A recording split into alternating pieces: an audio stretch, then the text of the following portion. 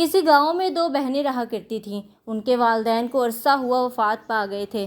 ان دونوں بہنوں میں سے جو چھوٹی بہن تھی وہ ہر وقت کھیلتی رہتی تھی، اس کا پڑھائی کی طرف بھی دھیان نہیں تھا، جبکہ جو بڑی بہن تھی وہ گھر کا گزر بسر چلانے کے لیے جنگل سے لکڑیاں کاٹ کر لاتی تھی اور ادھر بازار میں لا کر بیچ دیتی تھی۔ اس طرح ان کا گزر بسر مناسب طریقے سے چل رہا تھا۔ بڑی بہن تھوڑی سمجھدار تھی، اس نے چھوٹی بہن کو کئی دفعہ منع کیا کہ شام کے وقت جنگل کی طرف نہ جایا کرو کیونکہ ادھر جنگلی جانور اور سانپ وغیرہ ہوتے ہیں، لیکن وہ پھر بھی کھیلنے سے باز نہ آتی تھی۔ ایک دن وہ اپنی دوستوں کے ساتھ جنگل کی طرف گئی اور وہاں پر اسے ایک سانپ نے ڈس لیا۔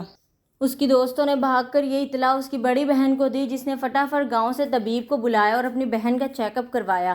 اس طبیب نے بتایا کہ یہ لا علاج مرض ہے، اس کو ایک سانپ کے ڈسنے کی وجہ سے اس کے جسم میں اتنا زہر پھیل چکا ہے کہ اب اس کا علاج ممکن نہیں ہے، اب یہ زندگی کے چند دن ہی پورے کرے گی۔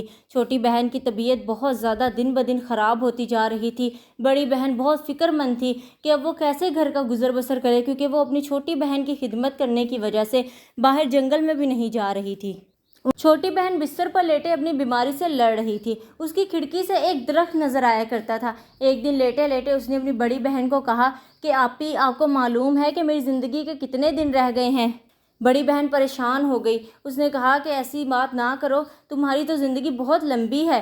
لیکن چھوٹی بہن نے کہا کہ نہیں، مجھے معلوم ہے، میں نے طبیب کی باتیں سنی تھیں کہ میری زندگی کے چند دن رہ گئے ہیں، تو میرے اندازے کے مطابق یہ جو درخت کھڑکی سے نظر آتا ہے، اس کے پتے جب جھڑیں گے تو یہی میری زندگی کے دن کم ہوں گے۔ بڑی بہن یہ سن کر بہت روئی۔ آہستہ آہستہ دن گزرتے گئے۔ جوں جوں دن گزر رہے تھے درخت کے پتے جھڑ رہے تھے اور چھوٹی بہن اس کھڑکی میں سے درخت کے پتوں کو دیکھ رہی تھی اور سوچ رہی تھی کہ بس میری زندگی کے اتنے کی دن رہ گئے ہیں۔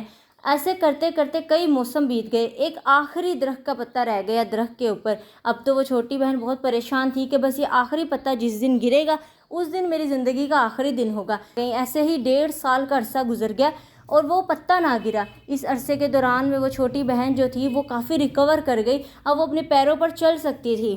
وہ روز اس پتے کو کھڑکی کے پاس کھڑے ہو کے دیکھتی تھی کہ یہ کب گرے گا، کیونکہ جب یہ گرے گا اس دن میری زندگی کا آخری دن ہوگا، لیکن وہ پتا نہیں گرا۔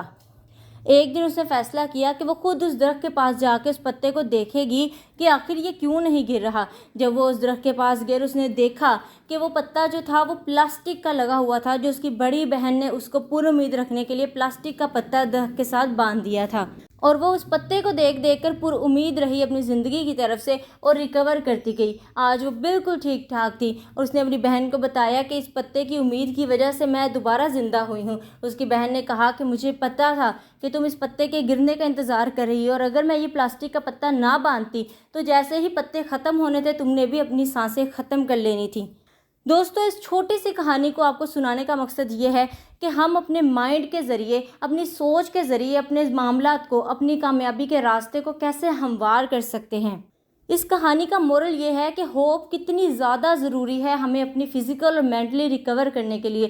جب ہم فزیکل مینٹلی ریکور ہوں گے تو لازمی بات ہے کہ کامیابی ہمارے قدم چومے گی۔ اس لیے کبھی بھی نا امید نہ ہو، کسی چیز کے پیچھے لگ کے، کسی چیز کو دیکھ کر، کسی دوسرے کے ایکسپیرینس سے سیکھ کے اپنے اوپر اس کو امپلیمنٹ مت کیجیے۔ ہمیشہ اپنی ہوپ کو 100% رکھیے، انشاءاللہ بہتر کی امید رکھیے۔ اگر آپ پازیٹیو رہیں گے، آپ کی سوچ پازیٹیو ہوگی، آپ کی سوچ پازیٹیو ہوگی تو آپ کے برین کو سگنل ملے گا کہ اب ہر چیز ٹھیک ہے، تو آپ کا برین آٹومیٹکلی چیزوں کو اس طرف مولڈ کر دے گا جس طرف پازیٹیوٹی ہوتی ہے۔ جب آپ کے برین نے پازیٹیوٹی کو ایکسیپٹ کر لیا تو آپ کے ایکشنز بھی پازیٹیو ہو جائیں گے، آپ کی تھنکنگ پازیٹیو ہوگی، آپ کو ہر جگہ پازیٹیوٹی ہی نظر آئے گی۔ اور جب آپ پازیٹیو رہیں گے تو نہ آپ کو سٹریس ہوگا، نہ ٹینشن ہوگی، جس کی وجہ سے آپ کی فزیکل اور مینٹل ہیلتھ ایک دم زبردست رہے گی اور آپ کامیابی کی طرف بڑھتے ہی چلے جائیں گے۔ ہمیشہ کسی بھی چیز کے لیے نا امید نہیں ہونا، فیلئر کو کبھی بھی ایکسیپٹ نہیں کرنا جب تک کہ آپ اس کے لیے کوشش نہ کر لیں۔ لاسٹ پر میں آپ کو ایک چھوٹی سی بات بتانا چاہتی ہوں کہ ہمیشہ پر امید رہیں، کیونکہ کوئی بھی ہماری جو غلطی ہوتی ہے وہ ہمیں سبق دیتی ہے، سبق سے ہمیں تجربہ آتا ہے، تجربے سے ہمیں سیکھ ملتی ہے، اور اس سیکھ سے ہماری غلطیاں درست ہوتی ہیں اور ہم کامیاب ہو ہی جاتے ہیں۔ امید ہے یہ چھوٹی سی کہانی اور چھوٹا سا سبق آپ کو بہت اچھا لگا ہوگا۔ اگر اچھا لگا ہے تو ابھی لائک کر دیں۔ ملتے ہیں اگلی ویڈیو میں، تب تک کے لیے اللہ حافظ۔